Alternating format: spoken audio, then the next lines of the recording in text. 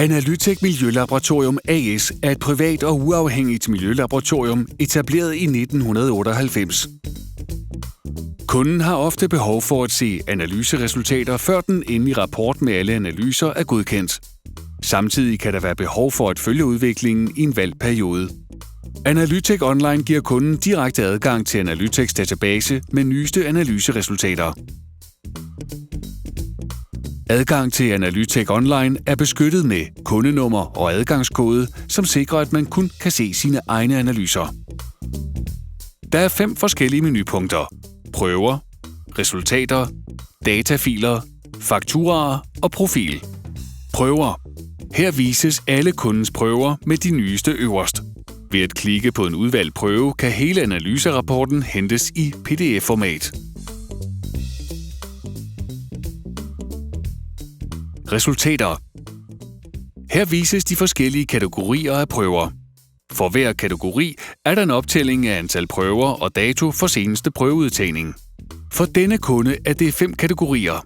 Slam specialprøve er interne kontroller, som ikke er tilgængelige for vandværkets forbrugere. Råvandskontrol er kontrol af vandet direkte fra undergrunden, uden den vandbehandling, som foretages på vandværket. Drikkevandskontrol, vandværk, er kontrol af det vand, der efter vandbehandling leveres til ledningsnettet. Drikkevandskontrol, ledningsnet, er kontrol af det vand, der leveres til forbrugerne. Driftskontrol, vandværk, er interne kontroller, som ikke er tilgængelige for vandværkets forbrugere. De fleste analyser foretages på vand fra vandværket. Vi klikker på Korsbæk Vandforsyning. Her vises en alfabetisk oversigt med alle de analyser, der er foretaget. Det kan være interessant for kunden at se, hvordan analyseresultaterne udvikler sig med tiden. For eksempel indholdet af klorid, som kan advare mod indtrængning af saltvand. Indholdet af klorid er i den seneste prøve 46 mg per liter. Grænseværdien viser en maksgrænse på 250 mg per liter. Kravet er således overholdt. Det markeres med grønt flueben. Vi klikker på klorid. Her ses analyseresultaterne for klorid gennem tiden. Ved at flytte musen over punkterne, kan man se tid og sted for den målte værdi. Grænseværdierne stammer fra den aktuelle lovgivning eller udledningstilladelse, som er angivet her. Gennemsnittet for den viste tidsperiode er angivet her. Den stiplede linje viser maksgrænsen. Nederst på billedet kan tidsperioden vælges ved at trække med musen. Bemærk, at gennemsnittet opdateres for valgte tidsperiode. Under billedet med udviklingen vises prøverne fra den valgte tidsperiode.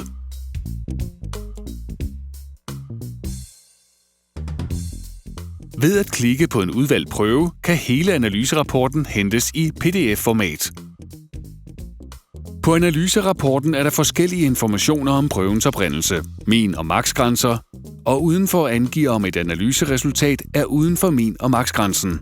På denne rapport er nitritresultatet uden for maksgrænsen. Nederst på rapporten er en optælling af analyseresultater, der er uden for min- og maksgrænserne.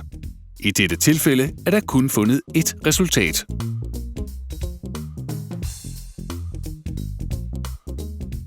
I tilfælde af forurening med f.eks. coliformebakterier kan resultaterne følges løbende.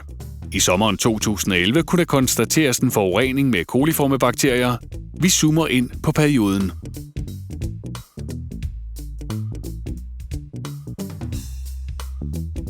Tabellen viser, hvilke steder, der er berørt af forureningen. Kun ilttårnet går fri. Ved at klikke på en udvalgt prøve, kan hele analyserapporten hentes i PDF-format. Vi vælger prøven med det højeste indhold, som er udtaget den 15. juli 2011. Analyserapporten viser, at indholdet af kimtal ved både 22 og 37 grader også overskrider gældende maksgrænser. Selvom indholdet af coliformebakterier er oppe på 200, så er der ikke fundet indhold af E. coli. Hvis man ønsker at sammenligne bakterieindholdet, skal man være opmærksom på, at kimtallet altid angives per milliliter i modsætning til E. coli og coliformebakterier, som altid angives per 100 milliliter. Datafiler indeholder data i en række forskellige formater, som kan benyttes til kundens behov for sorteringer og forskellige grafiske præsentationer. Fakturaer. Hvis man ønsker at finde en faktura, er der mulighed for at finde den her. Profil. Her kan man opdatere sin profil. Man kan desuden vælge, hvilke e-mailadresser, der skal modtage analyserapporter og fakturaer. Det er også muligt at modtage en mail, når prøven er registreret på laboratoriet.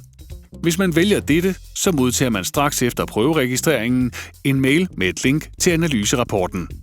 Man har mulighed for at kontrollere, om rapporten indeholder de analyser, som man ønsker, og at rapporten bliver sendt til de ønskede personer og eventuelle myndigheder. Linket til analyserapporten opdateres løbende med nye resultater i samme øjeblik, de er målt. Man behøver således ikke vente på den færdige rapport, som udsendes efter, at alle analyser er afsluttet. Når en analyse er færdig på laboratoriet, så er den også synlig for kunden.